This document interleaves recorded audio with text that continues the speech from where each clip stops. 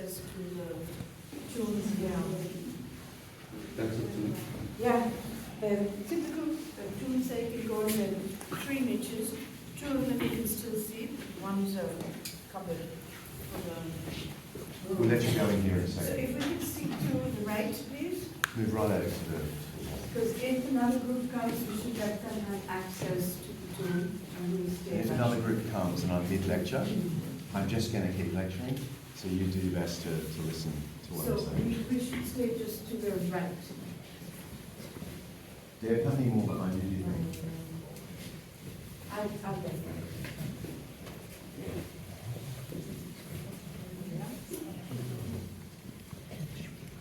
So we come to the punchline of Christianity, and I put it to you that you wouldn't have heard of Christianity if this part of the narrative had not been proclaimed from the beginning. Many people were crucified. There were many sort of royal claimants, but the resurrection set this apart and launched Christianity as a world movement. We're going to be exploring how Christianity became a world movement this afternoon when we go to Caesarea, the Roman town. But for now, what I want to do is explain how secular historians assess this spooky story of a resurrection. Because one of the best kept secrets is secular historians do discuss the resurrection, and isn't just Christian theologians and so on. I want to read you a well-known quote in scholarship that may sound like it was written by a Christian, but it wasn't. Concerning the resurrection of Jesus on Easter Sunday, I was for decades a denier. I am no longer a denier. The following deliberation has caused me to think this through anew. When these peasants, shepherds, fishermen, who had betrayed and denied their master and then failed him miserably, suddenly overnight could be changed into a confident mission society, then no vision or hallucination is sufficient to explain such a revolutionary transformation. If the defeated and depressed group of disciples overnight could change into a victorious movement of faith based only on auto-suggestion or self-deception, then this would be a much greater miracle than the resurrection itself. In a purely logical analysis, the resurrection of Jesus is the lesser of 2 evils for all who seek a rational explanation of the worldwide consequences of Easter faith. It's not by a clergyman, it's not by a theologian, it's by Pikus Lapid, who's a famous professor here at Bar Ilan University in Jerusalem, and an Orthodox Jew. You might think, how could an Orthodox Jew come to think Jesus rose again? Wouldn't he have to not be an Orthodox Jew anymore? The back half of his book is an ingenious explanation of why this has no impact on his Jewish faith. And it does not need to be interpreted as Jesus is the Messiah. And if I get time in my next lecture at Caesarea, remind me to tell you his ingenious explanation of why he on the one hand thinks there's excellent historical evidence Jesus rose again, and on the other he thinks it has absolutely no impact on his status as Messiah or Pikus Lapid's orthodoxy. And the reason I quote this is because the resurrection is a serious topic of inquiry. There are books, there's just another one published last year, about 600 pages long, on the history of the resurrection. Even people who aren't committed to the story of the resurrection as a truth, even people who don't think resurrections are possible in principle, still are writing books about the resurrection. Because there's this awkward two pieces of evidence that just you can't shush away. There was almost certainly an empty tomb. And certainly, people thought they saw him. And we have overwhelming evidence for those 2 things. That there was an empty tomb and that people thought they saw him. The empty tomb is based on several factors. Now I'm crunching about 3 hours of lectures into 8 minutes. But the three reasons most scholars accept the empty tomb is, number one, it's reported in separate documents, at least 3 separate documents that haven't been copied from one another. 2, we know beyond doubting that the elites in Jerusalem in the 1st century said the disciples stole the body, which tells the modern historian what? There was an empty tomb.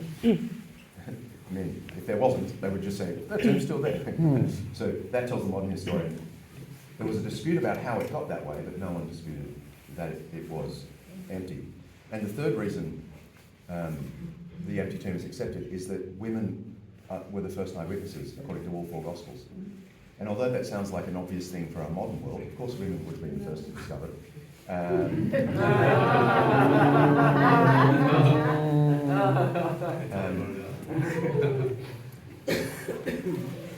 in an ancient context, if you were making up a story, you wouldn't have witnesses. So as a result of all that, one very famous professor of Jewish studies at Oxford University, whom I've mentioned before in another context, Gezer Vermesh, I had the privilege of meeting and interviewing him about 10 years ago, shortly before he died. And he wrote 7 books on Jesus before he wrote an 8th book on the resurrection. But anyway, in one of his earlier books, he wrote this about the empty tomb. From these various records, 2 reasonably convincing points emerge. One is positive, the other is negative. First, the women belonging to the entourage of Jesus did discover an empty tomb and were definite that it was the tomb. Secondly, the rumour that the apostles stole the body is most improbable. The empty tomb is widely accepted, but of course an empty tomb can be interpreted in a number of different ways, including the disciples stole the body. It's actually the second piece of evidence that pushes secular historians to think something weird happened, even if we don't know what happened. And it's the fact that people thought they saw him and said so, all the way to their deaths. There are 3 main considerations to note here. One, it's incredibly early. Yesterday I quoted the creed that we can date within just a couple of years of the events. I quoted the first line, which Christos that Christ died for our sins according to the scriptures. But the next line says, kai hoti etathe, and that he was buried in a tomb. Kai hoti etathe. And the next line is, kai hoti egergetai te tritite hemera katatas graphos, and that he was raised on the 3rd day according to the scriptures. And then the final line of the creed says, kai hoti othe kerfa eta toistodeka, and that he appeared to Cephas, or Peter, and then to the 12, the Dodeca. We know beyond doubting that those 4 lines were a creed within a couple of years of Christianity. So no one, literally no one, who's a professional ancient historian, disagrees that from the very beginning Christians were saying they'd seen him. It can't be a late growing legend. The other thing to hold in mind is at least 2 of the most famous key witnesses had been skeptics prior to experiencing their own appearance. Number 1, James, the brother of Jesus, or let's say half-brother of Jesus, okay, was in the Gospels described as an unbeliever. The brothers of Jesus all came to take him away because they thought he was mad. The Gospel of Mark says this.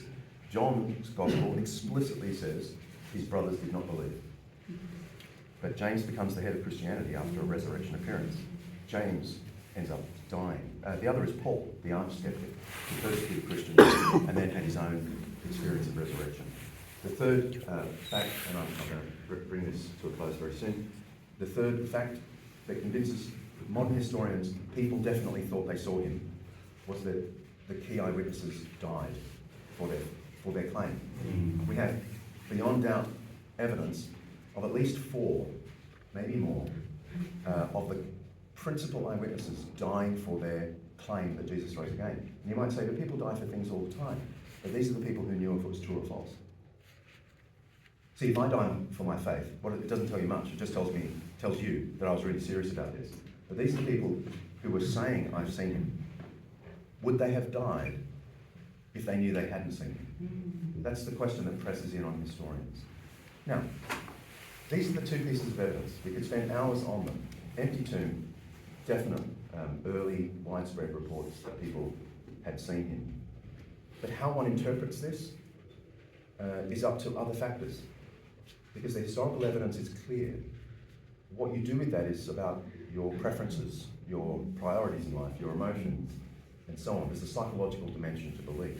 Here is Ed Sanders, who sits at the skeptical end of the scholarly spectrum, professor at Duke University, one of the leaders of the last 50 years.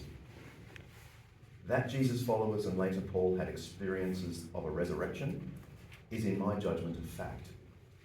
What the reality was that gave rise to the experiences, I do not know.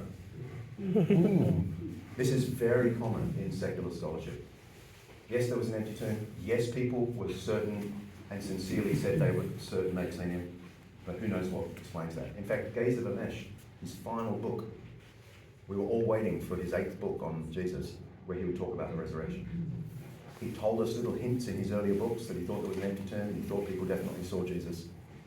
And then he wrote 200 pages saying, there was an empty tomb and people definitely thought they saw Jesus. And then you turn over the page to think, well, what do you think, Professor Vermesh, Professor of Jewish Studies at Oxford University?